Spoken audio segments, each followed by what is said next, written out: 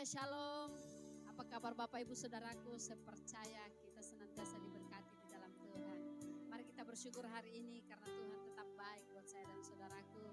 Sebelum kita menaikkan syukur kita di hadapan Tuhan, mari kita tundukkan kepala, kita satu di dalam doa. Tak henti-hentinya Tuhan kami datang mengucap syukur berterima kasih atas segala kebaikan dan cinta kasih Tuhan dalam hidup kami Tuhan. Terima kasih Bapak. Ini hidup kami mau datang menyenangkan akan Engkau lewat pujian penyembahan kami Tuhan. Mari Engkau yang memberkati Tuhan ibadah ini dari awal sampai dengan selesainya. Terima kasih Tuhan. Dalam nama Yesus Tuhan, kami siap memuji menyembahkan Engkau Tuhan. Haleluya. Amin. Sama-sama naikkan pujian ini. Ku datang dengan syukurku membawa kerinduanku Yesus, ingin ku menyenangkanmu, karyamu indah bagiku.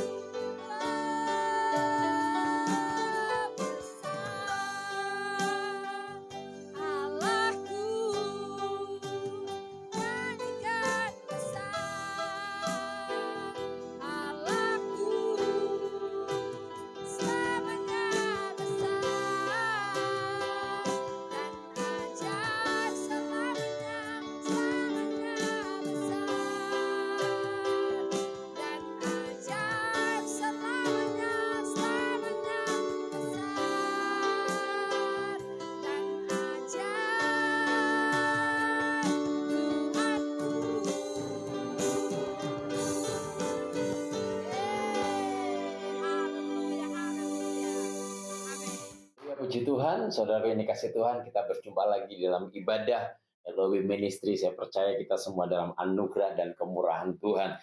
Bapak Ibu Saudara ini kasih Tuhan, apapun yang menjadi pergumulan kita, jangan pernah mundur dari Tuhan Yesus. Saya percaya bahwa masalah boleh ada, tantangan boleh banyak, sakit penyakit sering kita alami, kekurangan ekonomi kita alami, krisis moneter saat hari ini kita alami. Tetapi saya percaya bahwa janji Tuhan akan memelihara dalam kehidupan saudara dan saya. Maka dari itu jangan pernah mundur apapun yang terjadi dalam kehidupan kita. Kita akan terus tetap maju, melayani Tuhan, maju, mengikuti Tuhan, maju, memuji menyembah Tuhan, setia kepada Tuhan. Kita akan bersama-sama belajar kebenaran firman Tuhan. Kita sudah memuji menyembah Tuhan dan tiba saatnya kita akan diberkati oleh kebenaran firman Tuhan. Namun sebelumnya kita satu dalam doa. Bapa, kami bersyukur buat kebaikan-Mu saat hari ini.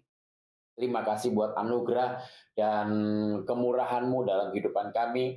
Engkau sudah pimpin setiap kehidupan kami sepanjang minggu ini. Semua karena anugerah dan kemurahan Tuhan. Bapa, biarlah berikan kami iman dan roh yang semakin hari semakin membara di dalam Engkau. Roh iman kami semakin hari semakin berkembang di dalam Engkau. Sehingga ketika kami menghadapi segala tantangan dalam dunia ini, kami tidak akan pernah mundur. Dan terus tetap kami percaya kepada Engkau sepenuhnya. Engkau yang memegang kehidupan kami. Terima kasih. Yang mengucap syukur dalam nama Yesus, berkati firman-Mu hari ini. Haleluya. Amin. Shalom saudara, saya percaya saudara mengalami anugerah dan kemurahan Tuhan yang sungguh luar biasa. Saya percaya tema hari ini saya akan menyampaikan tentang kebenaran firman Tuhan. Bahwa hari-hari ini biarlah hidup saudara dan saya jangan fokus kepada dunia, jangan fokus kepada hal-hal materi dan kekayaan yang ada. Boleh kita bekerja, boleh kita melakukan segala sesuatu, tetapi biarlah fokus saudara dan saya adalah kepada Yesus Kristus, karena Dia adalah roti kehidupan yang tidak pernah binasa. Saudara yang kasih Tuhan, ada banyak hal, banyak orang yang kecewa dengan Tuhan, banyak murid-murid Yesus, banyak orang yang mengikuti Yesus, tetapi akhirnya endingnya dia meninggalkan Yesus, imannya mati, kerohaniannya mati, karena dia kecewa, kehidupannya tidak mengalami keberkatan Tuhan. Saudara yang dikasih Tuhan, mengikut Tuhan, ukurannya bukan ketika saudara diberkati, mengikut Yesus sungguh-sungguh, percaya kepada Tuhan sungguh-sungguh, ukurannya bukan materi saudara, ukurannya bukan karena kekayaan saudara, tetapi ketika saudara mengalami masalah, mengalami tantangan, apakah saudara tetap berkata, aku mencintai Tuhan? Itu adalah ukuran orang-orang yang selalu percaya kepada Yesus. Nah, saudara yang dikasih Tuhan, kalau kita fokusnya kepada berkat materi, kita fokusnya kepada jabatan, fokusnya kepada karir, ketika kita tidak mendapatkan apa yang kita inginkan, maka kita akan mengalami satu kekecewaan. Nah, kita akan belajar dari kebenaran firman Tuhan. Kita baca bersama-sama di dalam Injil Yohanes 6 ayat yang ke-56 sampai ayat yang ke-66 saya akan membacakan. Bapak Ibu Saudaraku ini kasih Tuhan Yesus, ini bercerita tentang Yesus menyampaikan sesuatu kepada murid-muridnya bahwa akulah roti hidup. Katakan bersama-sama bahwa Yesus adalah roti hidup. Nah, saudara Tuhan, biarlah kehidupan saudara dan saya bukan hanya kita dipenuhi secara jasmani, dipenuhi secara materi, tetapi terlebih bahwa kita dipenuhi akan kehidupan secara roh, yaitu di dalam Yesus Kristus Tuhan. Kita boleh mengalami kekurangan, kita boleh mengalami keberkatan, kita boleh mengalami sakit penyakit, kita boleh mengalami kekuatan kesehatan, tetapi jangan lupa bahwa Yesus harus ada dalam kehidupan kita. Roh Tuhan harus ada dalam kehidupan kita. Apalah artinya? Banyak materi, jasmani kita mengalami kekuatan kesehatan, tetapi tidak ada roh Tuhan dalam kehidupan kita. Karena roti kehidupan yang sesungguhnya adalah Yesus Kristus Tuhan. Nah, Yohanes 6 ayat yang ke-56 sampai 366, firman Tuhan berkata demikian. Barang siapa makan dagingku dan minum darahku, ia tinggal di dalam aku dan aku di dalam dia. Sama seperti Bapa yang hidup mengutus aku dan aku hidup oleh Bapa. Demikian juga barang siapa yang memakan aku akan hidup oleh aku. Inilah roti yang telah turun dari surga, bukan roti seperti yang dimakan nenek moyangmu, dan mereka telah mati. Barang siapa makan roti ini, ia akan hidup selama-lamanya. Semuanya ini dikatakan Yesus di Kapernaum ketika ia mengajar di rumah ibadat. Jadi ketika Yesus menyampaikan ini, saudara, dia berada di dalam rumah ibadat ketika dia mengajar kepada banyak orang dan mengajar kepada murid-muridnya. Ayat selanjutnya, dengan perikop murid-murid yang mengundurkan diri di Galilea. Saudara yang Tuhan, kalau kita tidak peka apa yang Tuhan firmankan, kalau kita tidak menjadi pelaku firman Tuhan, kalau kita tidak di dalam Yesus, kalau kita tidak di dalam Tuhan, saya percaya masalah kecil kadang-kala kita bisa meninggalkan Yesus. Kadang-kala masalah yang kecil kita dikecewakan sedikit, kita sudah mengundurkan diri dari hadapan Tuhan, mengundurkan dalam pelayanan yang ada. Murid-murid yang mengundurkan diri di Galilea. Ayat 60, sesudah mendengar semuanya itu, banyak dari murid-murid Yesus yang berkata, perkataan ini keras, siapa yang sanggup mendengarkannya? Bapak-Bapak saudaraku ini kasih Tuhan, hari-hari ini jangan kita kepingin firman yang lembut-lembut saja. Jangan hanya kita mendengar firman Tuhan yang enak didengar. Jangan hanya kita mendengar firman Tuhan yang mengenakkan di hati, mengenakkan di telinga, menghidupkan kegairahan kita. Tetapi giliran ada firman Tuhan yang keras menegur kita, firman Tuhan yang keras menempeleng kita, kita tidak mau ditegur akan kebenaran firman Tuhan. Ketika kita mulai belok ke kanan, ketika kita mulai belok ke kiri, bahkan kita tidak sesuai dengan real firman Tuhan, ketika ada hamba Tuhan menegur kehidupan kita, kadangkala kita mulai undur diri, sudah tidak perlu ke gereja-gerejaan lagi. Apa itu firmannya menyinggung, firmannya itu mengkritik. Bapak-Bapak saudaraku ini kasih Tuhan, ini seperti keadaan pada saat Yesus mengajar di rumah ibadat. Perkataannya begitu keras. Nah, kalau saudara sudah dewasa, berarti kita harus semakin hari memakan sesuatu hal yang keras. Firman Tuhan bukan firman Tuhan yang lembek-lembek lagi. Makanan minuman saudara bukan bubur dan susu lagi seperti bayi. Dan firman Tuhan berkata demikian, sesudah mendengar semuanya itu, banyak dari murid-murid Yesus yang berkata, perkataan ini keras, siapakah yang sanggup mendengarkannya? Nah, kalau saudara dan saya, kita tidak mau ditegur dengan firman Tuhan yang keras, berarti saudara belum dewasa. Saudara masih kanak-kanak, saudara masih hanya perlu susu dan bubur saja. Yesus yang di dalam hatinya tahu bahwa murid-muridnya bersungut-sungut tentang hal itu, berkata kepada mereka, apakah perkataan itu menggoncangkan imanmu? Itu kata Yesus.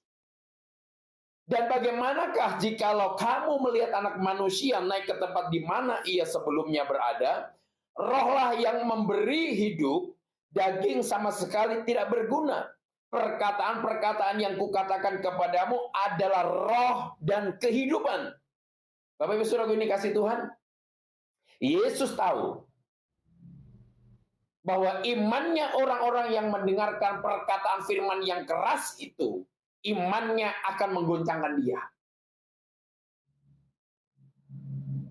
Yang menjadi pertanyaannya hari-hari ini dalam kehidupan saudara dan saya, ketika kita terima firman Tuhan, teguran firman Tuhan, mungkin lewat apa yang kita alami, kita mendengar bahwa itu adalah teguran Tuhan, kita harus cepat berbalik arah, kita kembali ke jalannya Tuhan. Dan di sini firman Tuhan bahwa, dan bagaimanakah jikalau kamu melihat anak manusia naik ke tempat di mana ia sebelumnya berada? Rohlah yang memberi hidup, daging sama sekali tidak berguna. Bapak Ibu Saudara ini kasih Tuhan, selama kita di dunia, daging ini sangat berguna. Tetapi itu hanya sementara. Daging kita tidak bawa untuk menghadap kepada Bapa, tetapi roh kita yang akan kita bawa kepada Bapa di surga. Rohlah yang memberi hidup, daging sama sekali tidak berguna. Ia masih di dalam dunia ini, daging sangat berguna. Tangan kita bisa untuk memberkati orang, tangan kita bisa untuk mengerjakan segala sesuatu. Perkataan-perkataan yang kuatakan kepadamu adalah roh dan kehidupan. Jadi apa yang disampaikan firman Tuhan kepada saudara dan saya, firman Tuhan itu mungkin sangat keras. Mungkin kita nggak bisa melakukannya. Firman Tuhan itu dengan segenap hati kita, dengan sukacita, dengan senang hati kita melakukan firman Tuhan. Mungkin kadangkala kita melakukan firman Tuhan dengan panas hati, dengan bersungut-sungut. Tetapi saya mau kasih tahu Bapak Ibu Saudara, ketika kita terus tetap melakukan firman Tuhan, sekalipun dengan amarah kita melakukannya, saya percaya ada satu terobosan yang Tuhan akan kerjakan. Saya ingat tentang keberadaan Naaman. Sudah dikasih Tuhan, ketika Naaman disuruh oleh Elisa untuk mencelupkan diri di sungai yang sangat kotor, Naaman dia berkata, tidak adakah sungai yang terbaik? Di tempat di Damsyik ada sungai-sungai yang terbaik, ada sungai-sungai yang bersih. Naaman melakukannya, apa yang disuruhkan oleh Elisa melakukan dengan panas hati. Oh, haleluya. Saya dapatkan satu firman Tuhan yang sungguh luar biasa. Saudara yang dikasih Tuhan, kadang-kadang kita melakukan firman Tuhan dengan tidak sukacita. Sakit Tuhan aku melakukannya. Aku nggak mau mengampuni Tuhan. Aku nggak mau mengampuni mertuaku. Aku nggak mau mengampuni menantuku. Aku nggak mau mengampuni suamiku. Aku nggak mau mengampuni orang yang menyakitiku. Aku nggak mau mengampuni anakku. Aku nggak mau mengampuni papaku. Kadang-kadang kita sakit melakukannya. Tetapi ketika saudara melakukannya, sekalipun mungkin dengan amarah kita melakukan firman Tuhan itu, tetapi ada satu terobosan yang Tuhan akan kerjakan dalam hidup saudara. Oh, haleluya. Saudara dikasih Tuhan. Lanjut dari 64. Tetapi di antaramu ada yang tidak percaya. Bapak Ibu Saudara yang kasih Tuhan. Dan biarlah di antara kita tidak ada yang tidak percaya. Semuanya percaya kepada Yesus. Yang setuju kata amin. Di dalam kebenaran firman Tuhan ini, ketika Yesus mengajarkan sesuatu di rumah ibadat, Yesus berkata, tetapi di antaramu ada yang tidak percaya. Yang menjadi pertanyaannya hari-hari ini, saudara dan saya, apakah kita terus percaya sepenuhnya kepada Yesus, bahwa Dia yang memegang kehidupan saudara dan saya, atau kita hanya sebagai identitas kita Kristen, tetapi jiwa dan roh kita sesungguhnya kita tidak mengenal Yesus. Kita tidak pernah mendengar suara Yesus. Saudaraku ini kasih Tuhan.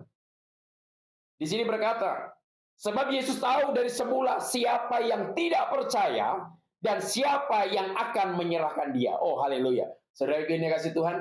Dari semula, Dia tahu siapa yang tidak akan percaya sama Yesus dan Dia tahu siapa yang akan menyerahkan Yesus. Dia tahu siapa yang akan menyangkal Yesus. Lalu ia berkata, sebab itu telah kukatakan kepadamu, tidak ada seorang pun dapat datang kepada Bapa kalau Bapa tidak mengaruniakannya kepadanya.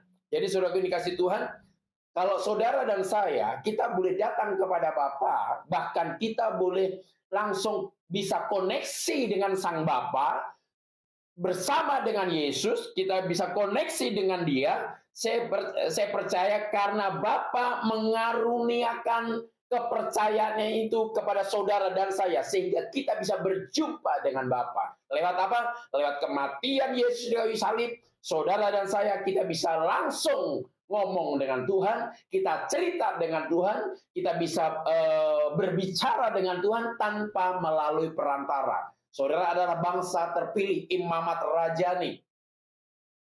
Kita langsung punya akses kepada Tuhan tanpa perantara lagi.